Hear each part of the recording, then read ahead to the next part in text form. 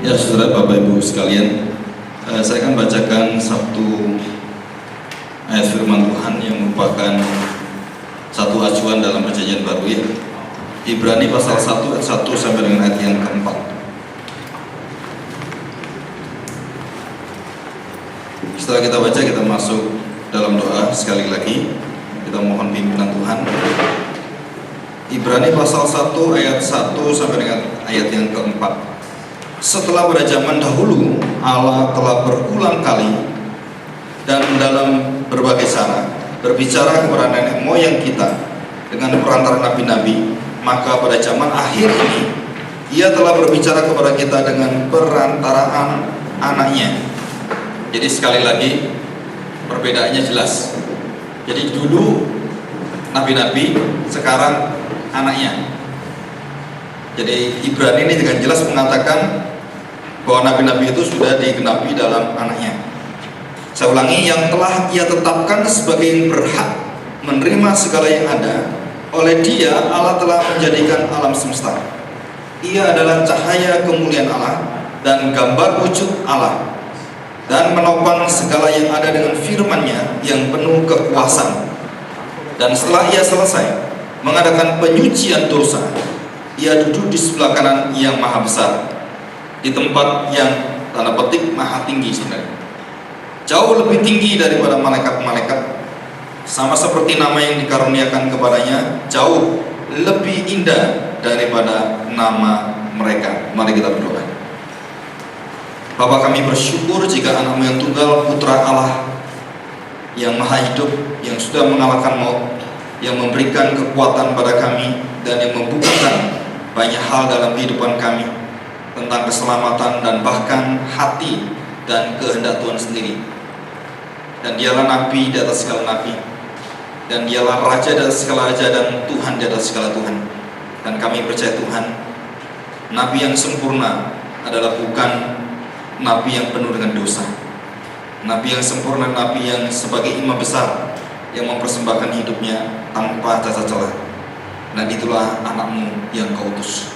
Maka hari ini Tuhan, berikan kami hati bahwa pusat daripada kenabian bukan pada manusia nabinya, tetapi pada anak-Mu yang tunggal, Tuhan kami Yesus, yang dengan berani menyatakan kebenaran, menyuarakan keadilan, merasakan satu hidup yang sungguh-sungguh dikuduskan.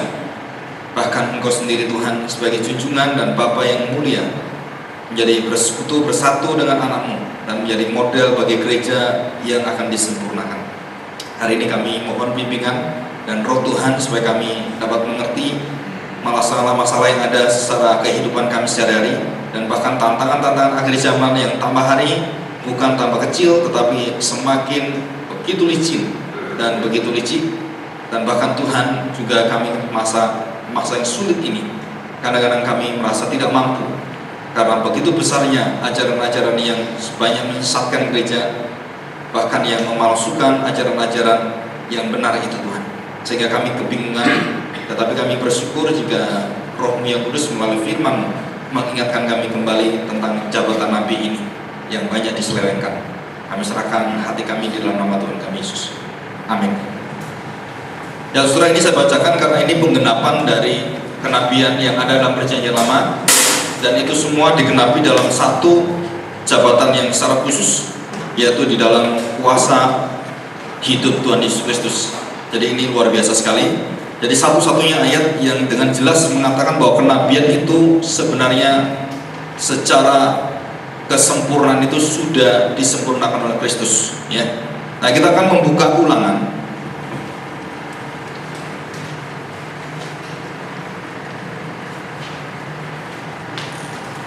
Ulangan dari pasal yang ke-13 dulu. Ya, kita urut ya, pasal 13.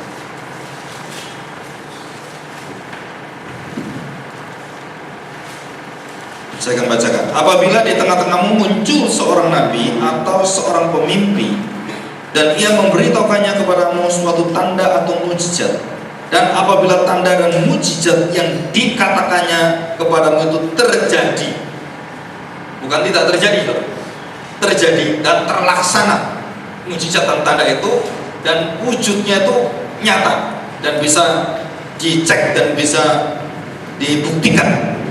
Dan ia membujuk, mari kita mengikuti Allah lain yang tidak kau kenal, dan mari kita berbakti kepadanya. Maka janganlah engkau mendengarkan perkataan nabi atau pemimpi itu atau pelihat.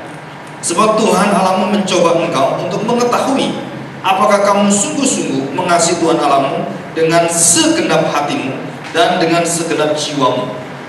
Jadi Tuhan Allah mencobai kamu, menguji kamu, betul nggak kamu percaya dengan nabi yang sesungguhnya, atau kamu percaya dengan nabi yang palsu itu, ya, atau nabi yang tidak benar itu.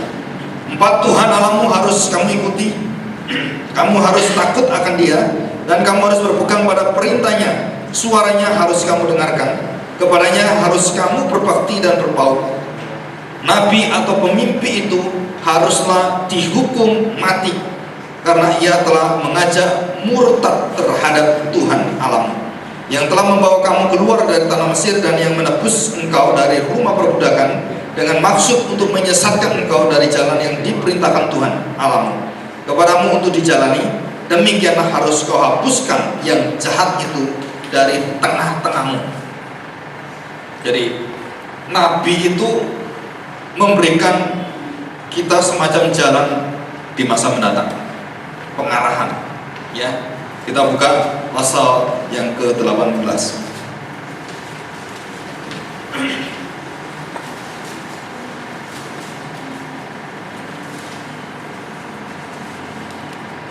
Ayat yang ke-9. Apabila engkau sudah masuk ke negeri yang diberikan kepadamu oleh Tuhan Allahmu, maka janganlah engkau belajar berlaku sesuai dengan kekejian yang dilakukan bangsa-bangsa itu. Di antaramu janganlah didapati seorang pun yang mempersembahkan anaknya laki-laki atau anaknya perempuan sebagai korban dalam api, ataupun seorang yang menjadi petenung, seorang peramal, seorang penelaah, seorang penyihir, seorang pemantra, ataupun seorang yang bertanya kepada arwah atau kepada roh peramal, atau yang meminta petunjuk kepada orang-orang mati. Sebab setiap orang, perhatikan, setiap orang yang melakukan hal-hal ini adalah, jelas sekali Tuhan mengatakan, kekejian bagi Tuhan. Dan oleh karena kekejian inilah Tuhan Allahmu menghalau mereka dari hadapanmu. Haruslah engkau hidup dengan tidak bercela di hadapan Tuhan Allahmu.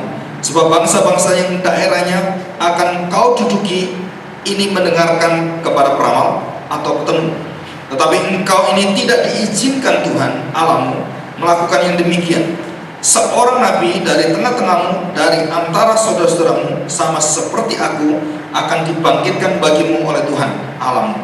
Ialah yang harus kamu dengarkan. Jadi posisi petenung peramal diganti oleh nabi, ya. Dan setelah ini kenapa ada nabi? Karena pengaruh bangsa-bangsa di sekeliling Israel yang mereka juga punya nabi. Jadi sebelum ada nabi Israel, bangsa-bangsa itu punya, tanda petik, yaitu peramal masa depan, petenung. Dan Tuhan memberikan yang kira-kira punya satu kadar yang sama dan kualitas yang sama. Tuhan memberikan dan mengangkat nabi-nabi setelah Musa, supaya memberikan petunjuk kepada mereka. Jadi ini kita harus ingat-ingat ini, ya. Jadi posisi nabi itu karena ada kondisi bangsa Israel dipengaruhi jalannya sehingga tidak menyembah Tuhan, dan diberikan mujizat-mujizat yang mungkin bagi mereka itu sangat menarik hati, sehingga bangsa Israel itu ikut kembali kepada orang-orang peramal itu. Dan ini dilarang oleh Tuhan. Ayat yang ke-16. Tepat seperti yang kamu minta dahulu kepada Tuhan Allahmu di Gunung Horeb pada hari perkumpulan dengan berkata, tidak mau aku mendengar lagi suara Tuhan Allahku, dan api yang besar ini tidak mau aku melihatnya lagi, supaya jangan aku mati.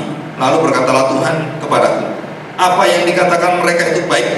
Seorang nabi akan kubangkitkan bagi mereka dari antara saudara mereka seperti engkau ini. Aku akan menaruh firmanku dalam mulutnya, dan ia akan mengatakan kepada mereka segala yang kuperintahkan kepadanya. Orang yang tidak mendengarkan segala firmanku yang diucapkan nabi itu demi namaku, daripadanya akan kutuntut pertanggungan jawab.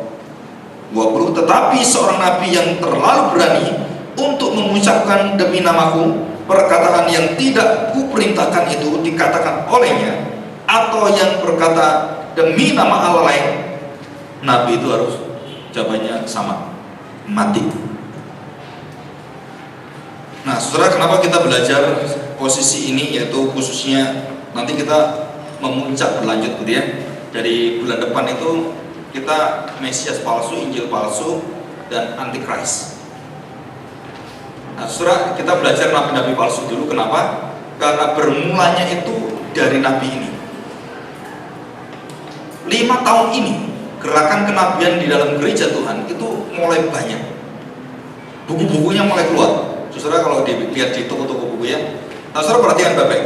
Gerakan yang ada di dunia ini, khususnya dalam dunia kekristenan yang mempengaruhi gereja, saudara harus tahu apa sih latar belakang pengaruh spirit itu. Ya, saudara harus perhatikan baik-baik. Jadi kalau sekarang dulu tentang penglihatan surga dan neraka, rame gitu ya, rame. Setelah itu hilang, ganti kenabian, profetik, dan kemudian pendeta-pendeta dari luar negeri yang hebat-hebat itu ya, yang dikatakan sangat luar biasa kenabiannya, diundangi ke Indonesia, mempengaruhi gereja-gereja di Indonesia, dipengaruhi lagi gereja-gereja, kenabian semua. Setelah itu ganti lagi, ganti apa? Kerasulan. Betul ya? Nah, saudara, kalau kita amati gerakan-gerakan itu persis seperti Tuhan Yesus katakan, bahwa gereja Tuhan akan dilanda dan memang diizinkan, dan bahkan tanda petik Tuhan tetapkan itu untuk memurnikan gereja. Gereja yang tidak sungguh-sungguh akan terhempas luar biasa sekali dan ikut dalam aliran itu. Tapi gereja yang sungguh-sungguh mau belajar firman Tuhan dan mereka mencintai firman Tuhan melebihi daripada segala-galanya itu, gereja itu akan dipelihara Tuhan. Walaupun nggak terlalu banyak gereja seperti itu. Ya. Nah, kita mungkin bagi kita sesuatu yang itu nggak urusan saya Pak gitu ya. Saudara jangan anggap sepele ini hal seperti ini. Kenapa? Saudara, nanti waktu kita melihat, mungkin nanti kalau waktu saya dewasa, anak saya sudah kena ajaran itu. Apalagi sekarang ajaran-ajaran sesat itu disahkan oleh pemerintah. Gereja Mormon ada, saksi Yehova sudah boleh berdiri dan akan buka cabang banyak di Indonesia ini. Nah, luar biasa ini penginjilannya Mormon ini ya, dan juga saksi Yehova terutama. Itu punya balai yang besar dan ada pertemuan. Sudah, itu luar biasa sekali. Dan sekarang pengikutnya tambah banyak. Kenapa bisa seperti itu? Nah, setelah kerasulan, kemudian saudara perhatikan baik-baik. Setelah penampakan, terus kemudian nabi. Setelah nabi, kemudian rasul. Kenapa harus rasul? Saudara perhatikan baik-baik. Kalau kita lihat di dalam firman Tuhan, bahwa yang mempunyai kuasa yang tertinggi untuk bikin mujizat di dalam firman Tuhan, dulu imam atau nabi. Tapi waktu di dalam perjanjian baru siapa? Rasul. Akhirnya mereka cari rasul. Yang tertinggi kan rasul. Betul ya? Jadi kerasulan akhirnya. Dan dianggap bahwa kerasulan itu tidak berhenti, itu terus berjalan sampai sekarang. Dan pendeta-pendeta mengangkat dirinya sebagai rasul. Gerakan kerasulan. Saya percaya fungsi kerasulan dan fungsi kenabian itu nggak akan mati. Saya amin. Tetapi jabatan kerasulan itu dan kenabian itu yang seperti perjanjian lama itu sudah digenapi oleh siapa? Tuhan Yesus. Jadi sekarang ditanya, siapa sekarang yang harus jadi nabi? Nah, saudara, kita baca. Ya, kita baca. Saya cari-cari itu, akhirnya saya temukan itu ya. Bilangan 11. Coba kita lihat bilangan 11. Sama dengan 1 Petrus pasal 2 ayat yang ke-9. Bilangan 11. Ya, itu di B ya, di yang B. Ayat yang ke-29.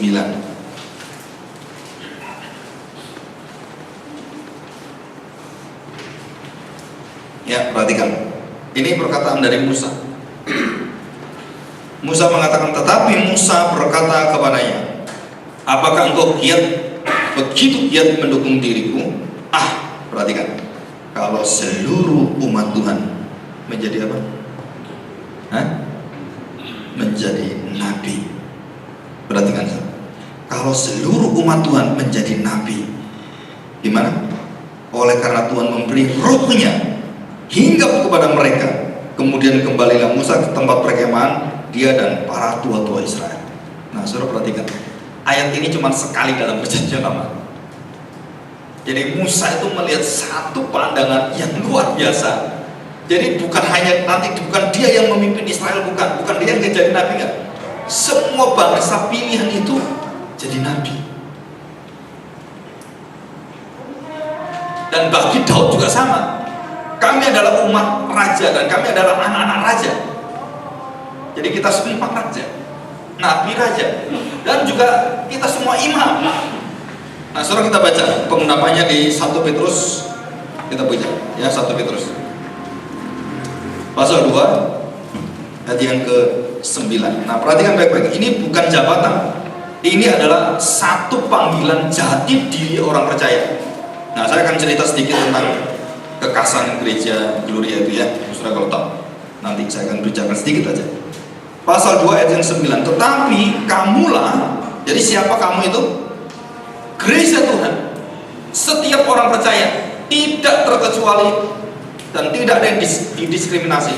Semua, laki atau perempuan. Sekali lagi ya, laki atau perempuan boleh jadi imam nggak? Jawabannya apa? Boleh. Kenapa boleh? Ini ayatnya. Teologi reform itu beberapa yang ortodoks melarang wanita jadi pendeta, jadi imam, jadi nabi. Saya tanya, baca ayat ini. Martin Luther bertobat baca ayat ini, tapi pengikutnya nggak bertobat. Aneh sekali. Jadi tokoh reformator bertobat, John Calvin juga bertobat, tapi anak buahnya nggak bertobat semua. Dan bahkan pegang nggak boleh. Hanya laki-laki jadi pendeta, perempuan nggak boleh jadi pendeta. Saudara, kalau kita baca ayat ini dengan sungguh-sungguh dan terbuka hati kita, saya tanya, kamu itu siapa? Cuma laki-laki doang itu? Bukan. Semua orang percaya ini. Kamulah, perhatikan, bangsa yang terpilih, imamat yang rajani. Jadi sudah imam, saya ini raja, bukan hanya imam dan raja. Dan yang ketiga adalah nabi, nggak dikatakan secara langsung, tapi perhatikan, bangsa yang kudus, umat kepunyaan Allah sendiri. Nah, perhatikan, supaya, nah ini pekerjaannya. Pekerjaan siapa ini? Supaya kamu memberitakan. Itu kerjaan siapa? Nabi. Jadi siapa ini sekarang yang disuruh memberitakan tentang firman Tuhan, tentang Kristus, dan yang akan menjadi imam itu dan menjadi raja itu? Siapa? Setiap orang percaya. Tapi sekarang gereja itu dikungkungi. Ada gereja yang berdasarkan kenabian, ada gereja berdasarkan keimaman, ada gereja berdasarkan pada kerajaan. Sekarang orang-orang dari gereja-gereja yang sekarang ini pada umumnya keluar buku-buku baru tentang the kingdom of God. Bukunya Idilio keluar, bukunya Santi Adelaja keluar, bukunya itu banyak sekali keluar. Saudara perhatikan baik, tahun 1940 sampai 60 itu sudah dibahas tentang the kingdom of God itu. Baru setelah 50 tahun lebih gereja baru sadar. Siapa yang menyadarkan ini? Teolog-teolog. Kita ini terlalu terlambat pikirannya. Itu teolog-teolog seperti Paul Tillich, orang hebat-hebat itu yang akhirnya liberal. Itu juga sudah menelurkan tentang ide-ide tentang kerajaan Allah. Jurgen Moltmann, wah itu banyak sekali, saudara. Dan mereka semua sebagian besar itu jadi ateis, tidak percaya Tuhan Yesus sebagai Tuhan. Tapi mereka mengerti tentang the kingdom of God, dan banyak mempengaruhi tulisan-tulisan pendeta-pendeta yang sekarang menulis tentang the kingdom of God. Tapi mereka nggak pernah terasa. Kenapa? Nggak mau belajar. Di dalam kebodohan kita seringkali mencuplik, mengikuti apa yang di luar lagi ngetren, ikut. Di luar ngetren, ikut. Di sana ikut terus. Jadi kita itu jadi seringkali satu, bercerai kawin. Jadi kita jadi duda zaman dan janda-janda zaman. Itu zaman sekarang apa? Oh, lagi zamannya purpose driven life. Ayo kawin dengan purpose driven life. Kawin semua gereja. Terus setelah itu apa? laki muslim yang lain kawin lagi dengan apa? Yaitu yang lain lagi. Akhirnya begitu semua nggak terkenal, begitu itu anjlok, gereja kelimpungan, lihat kiri kanan, mana ya?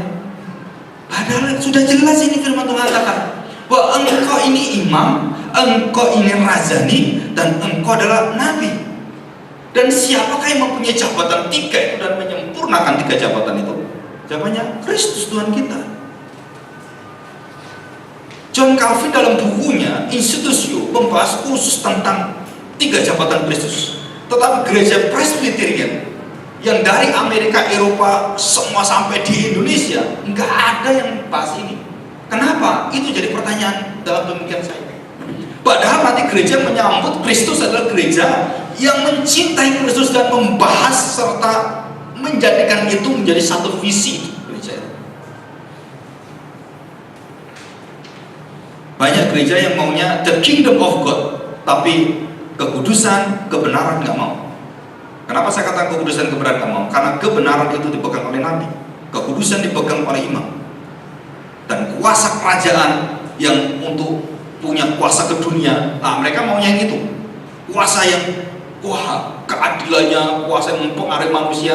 Nah gereja maunya mempunyai kuasa itu, tapi kebenarannya, kenabiannya nggak ada, hidup kudusnya nggak ada. Maka pemimpin-pemimpin gereja yang gembar-gembor tentang kerajaan Allah dan tentang hal seperti itu yang ke masa mendatang, waktu kita teliti gerakan-gerakan yang awal tentang gerakan Roh Kudus, hidupnya nggak ada yang kudus, istrinya banyak. Jane Seymour itu istrinya banyak, William Seymour juga sama. Saudara bisa seperti itu. Benny Hinn juga cerai, saudara. Saudara mau pandang kemana? Pendeta hebat. Anak 4 anaknya minta cerai. Loh, anak kok minta cerai ke papanya? Iya, karena kasihan dengan mamanya. Tapi orang-orang yang benar, yang sungguh-sungguh di dalam Tuhan, gereja-gereja nggak doyan. Kenapa nggak doyan? Nggak mau hidup menyangkali diri, mengikut Kristus, tinggalkan segala sesuatu, jualan segala sesuatu. Nggak ada yang doyan. Ada nggak gereja yang doyan kayak gini? Hah? Hidupmu sejahtera, kok diberkati luar biasa, mau semua. Kenapa? Ya itu enak. Sangkalilah dirimu, cintai Tuhan seperti engkau mencintai sesamamu. Jadilah seperti orang sama yang baik hati. Ada orang sakit, engkau tolong. Ibadah sejati adalah belas kasihan. Maka seluruh perumpamaan Tuhan Yesus yang ke sesama manusia itu bentuk ibadah sejati, bentuk nabi yang sejati, kebenaran. Nah, kita lihat bahwa 3 pengenapan di nomor 2 ini, saudara jauh perhatikan ya, 3 pengenapan di nomor 2A, 21, 21 Romawi, 2 Romawi, 3 Romawi. Ya perhatikan ini ya. Jadi gereja menekankan kenabian, saudara perhatikan. Ini kita bedakan, sebenarnya nggak boleh dibedakan, tapi kita melihat gereja cenderung kemana. Saudara kalau mengerti ada gereja menamakan diri gereja tabernakel, dia pasti keimaman lebih kuat. Jadi gerejanya ada bentuknya tabernakelnya, ini ruang maha kudusnya ini. Nah dia pasti keimaman. Tapi gereja yang menunjukkan pada kebenaran dengan logika, dengan kekuatan itu, dia pasti gereja-gereja yang memperkuat dalam intelektual, dalam firman Tuhan. Itu kenabian. Jadi kebenaran itu diunggulkan, tapi waktu kita lihat hidup jemaatnya sami mawon, setali 3 uang, nggak ada bedanya dengan jemaat yang lain. Ya gitu-gitu semua. Sebaliknya orang yang menonjolkan kerajaan Allah, wah pengaruh kerajaan sebagai anak-anak kerajaan itu, wah kita lihat persekutuannya kemana, wah sangat kuat sekali. Tapi waktu kita lihat hidup di dalamnya dan kita periksa satu persatu, di kelompok kecilnya, di kelompok semuanya kita periksa bagaimanakah kebenaran itu beritakan, tanda tanya. Bagaimana kekudusan itu hidup mereka mau kudus, tanda tanya. Jadi kita menjadi gereja yang pecah, termasuk kita sendiri. Jadi sayang sekali Tuhan tidak pernah memecahkan 3 pilar itu, keimaman, kenabian, dan kerajaan. Nggak pernah dipecah, itu jadi satu, karena dia mengenapkan semua. Tapi waktu dalam posisi bangsa Israel dipisah, Jadi nabi itu sendiri, imam sendiri, dan kemudian kerajaan. Nah, kita akan meneliti apa sih uniknya nabi itu. Wah, ini luar biasa sih. Nabi itu lebih daripada imam, dan nabi itu tidak diikat oleh aturan, dan nabi itu mempunyai keberanian lebih daripada imam. Imam masih berkompromi, pendeta masih kompromi, penginjil gak boleh kompromi. Nah gitu. Penginjil boleh teriak-teriak, pendeta gak boleh. Kenapa? Jemaatmu kasihan, ini masih anak-anak, ya jangan dong, gitu kan. Jadi pendeta biasanya kehilangan ketajamannya. Saya juga merasakan itu. Jadi waktu jadi gembala sidang dengan waktu jadi penginjil gitu ya, penginjil enak blok gitu kan. Begitu lihat jemaatmu, aduh iya, gimana ya, gitu kan. Aduh rohaninya kalau dipaksa, waduh, pergi semua ini domba-domba. Kalau dombanya nggak ada, gembala nggak jadi gembala loh. Iya kan? Jadi tukang sate domba lagi. Nah kalau kita lihat kondisi yang ada itu kadang-kadang membuat kita berkompromi. Imam itu ditunjukkan dalam Alkitab paling berkompromi. Sekali lagi, perhatikan kalimat ini. Imam manusia yang kudus yang paling berkompromi. Kenapa saya katakan demikian? Eli dan Samuel anaknya rusak semua, dan dia berkompromi. Dan tidak berani tegurnya, tidak berani kasih hukuman ke anaknya. Dan saudara kalau mendengarkan pendeta pernah bunuh diri, pendeta pernah stres, pendeta pernah seperti ini, itu persis kayak perjanjian lama. Ya, nah kita pelajari apa sih keunikannya Nabi itu ya. Nah, saudara, istilah Nabi pertama kali, saudara kalau perhatikan itu dikenakan pada Abraham, artinya sambung lidah Tuhan atau penyambung lidah Tuhan. Jadi Abraham dapatkan ini, dia oh ya Tuhan. Nah dia beritakan kepada Sodom Gomora, kepada teman-teman dia, kepada siapa, dan dia dapat, dia penyampai kebenaran pada keluarganya, pada siapa. Jadi pertama kali Alkitab mengatakan Nabi pertama kali disebutkan nama Alkitab adalah ditujukan kepada Abraham. Nah saya perhatikan. Jadi Abraham adalah penyampai berita firman Tuhan. Dan Nabi waktu menyampaikan berita kepada keluarganya, pergi, kita diminta Tuhan pergi keluar dari Ur Kasdim, pergi. Ditanya kemana? Nggak tahu. Kemana? Tanah perjanjian. Saya tanya, waktu keturunan Abraham miliki tanah perjanjian nggak? Abraham, Ishak, Yakub miliki nggak? Enggak. Duh, kok mau Abraham? Dia sendiri nggak tahu. Yang tanah airnya yang dijanjikan Tuhan yang mana nggak tahu dia. Tapi dia berjalan. Nah itu Nabi. Nabi itu punya kekuatan luar biasa. Kalau imam nggak, imam senang hitung-hitungan. Maka pendeta di gereja itu senang budget gitu ya. Berapa? Nah, kalau imam nggak boleh. Penginjil nggak boleh. Mau ngabarkan Injil berapa? Saya butuh duit berapa? Oh pergi berapa? Saudara, itu nggak boleh sebenarnya. Tapi kalau imam, oh iya gimana? Perlu ini dihitung semua. Kenapa? Karena dia di dalam rumah, di dalam bait Allah itu dia harus tahu, oh minyaknya ini berapa, nanti kalau habis gimana. Dia ada semua, dan ada yang menjamin imam itu, yaitu 11 suku Israel, menjamin berjalannya ibadah. Nah itu keimaman. Ya. Tapi kalau Nabi nggak ada yang jamin. Dan Nabi itu misterius dan tidak ditetapkan dalam hukum Taurat. Imam ditetapkan, Nabi tidak. Kenapa? Karena Nabi satu-satunya, yaitu pembicara yang paling objektif dan tidak dipengaruhi oleh siapa-siapa. Saudara, saya sejak awal panggilan hidup saya tahu saya dipanggil sebagai pemberita firman Tuhan, evangelis, dan kemudian khususnya evangelis yang di dalam polanya adalah mission. Nah saya tahu itu. Maka saya pergi kemana-mana ke gereja, saya beritahu saya ini evangelis yang mission. Jadi bukan untuk satu bangsa, bukan untuk satu gereja, bukan untuk satu kepentingan, bukan untuk satu kelompok, tapi untuk Tuhan, untuk segala bangsa, segala kelompok. Nah itu panggilan saya. Jadi saya mencintai orang-orang Kupang, orang Papua. Kalau bertobat, aduh sukacita sekali saya. Tapi ada gereja Chinese yang nggak mau, maunya dengan Chinese, nggak boleh. Chinese dengan Chinese, yang Jawa dengan Jawa, yang ini dengan ini. Saudara, saya sedih sekali, saudara.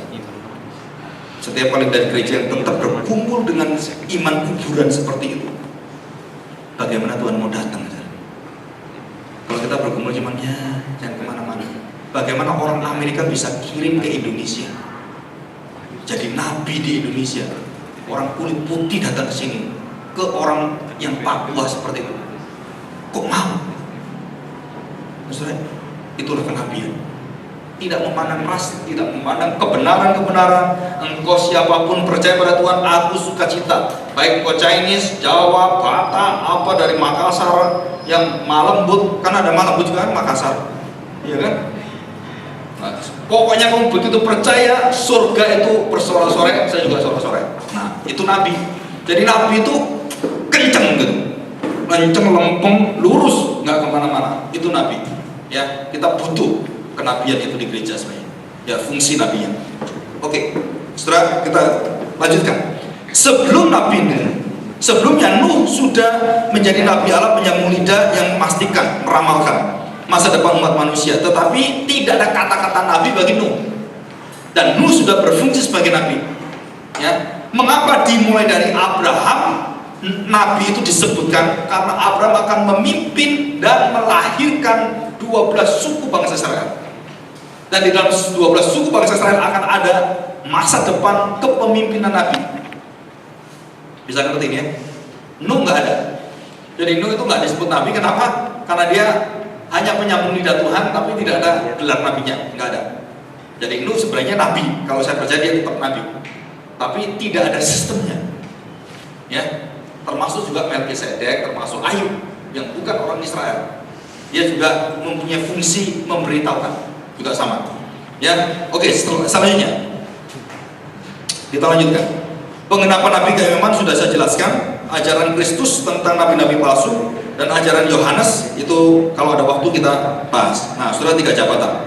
Ya, kembali saya akan beritahukan gereja-gereja yang pada akhir zaman ini yang menentukan bahwa jabatan Kristus yang 3 jabatan itu mereka tekankan 1 jabatan, mereka akan gagal dalam 2 jabatan yang lain.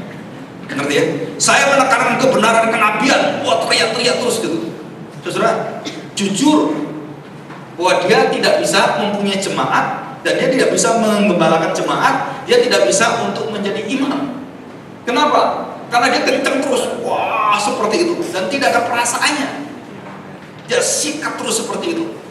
Nah, perhatikan baik-baik. Nabi tidak pernah mempunyai satu pemikiran itu bereksposisi. Nabi itu insiden. Insidennya artinya nggak setiap hari dia ngomong terus, enggak. Ada masanya dan ada periodenya. Selesai. Itu Nabi. Amos dipakai oleh Tuhan, sebelumnya peternak. Ya, kambing domba gitu ya, dia peternak. Nah, dia diangkat oleh Tuhan dalam waktu yang sangat singkat, beberapa tahun, jadi Nabi. Selesai. Ya. Tapi kalau imam, tidak. Imam itu punya masa. Dan masanya kapan? Sampai dia mati. Ya, nanti kita pelajari. Jadi kalau imam, dia menjelaskan itu kata per kata, ayat per ayat. Dari hukum Taurat itu aturannya itu dia jelaskan satu-satu. Maka keimaman itu kalau dikhotbahkan menjadi khotbah eksposisi, seperti orang-orang reform sekarang. Itu khotbah eksposisi, itu keimaman. Tapi kalau khotbah itu datang langsung blok, nah itu kenabian. Tematik, nah itu kenabian. Nah, banyak orang nggak tahu ini. Nah, itu sudah ada di dalam, yaitu ajaran guru-guru Israel, guru Hillel, terus guru dari para Gamaliel gitu ya. Itu ada, Saudara. Jadi yang ahli alegoris apa gitu, ada semua. Cuman kita ya kurang pengetahuan aja. Tapi kalau kita masuk di dalamnya, kita tahu bahwa cara-cara kita beribadah itu sudah ada kopiannya. Kita bukan asli. Khotbah seperti ini sudah ada. Mau eksposisi, oh saya gereja eksposisi sendirian. Enggak gitu. Itu sudah abad-abad 16 sudah ada. Jangan terlalu sombong, semua yang kita miliki yang baru, enggak ada yang baru. Pengkhotbah kata demikian, Salomo kata demikian. Jangan ngomong, oh ini penemuan saya, oh luar biasa. Enggak ada, itu semua lama. Enggak ada yang baru di dunia ini. Semua itu sudah dikasih oleh Tuhan. Cuman kita nggak kenal aja. Gitu ya. Makanya ada orang ciptakan lagu itu nggak boleh sama. Kenapa? Karena kalau sama berarti kan plagiat, kan nyuntuh, ya kan? Tapi kalau di dalam khotbah, saudara bisa sama, betul nggak? Coba pikir-pikir. Oh, ini pernah saya dengar ini siapa tapi ya, nah kan pernah. Nah itu khotbah nggak apa-apa plagiat. Kenapa? Tuhan izinkan kok. Saudara jangan malu kalau khotbah itu pakai orang lain banyak. Pendeta katakan, oh, itu orang datang mencontoh khotbah saya, malah saya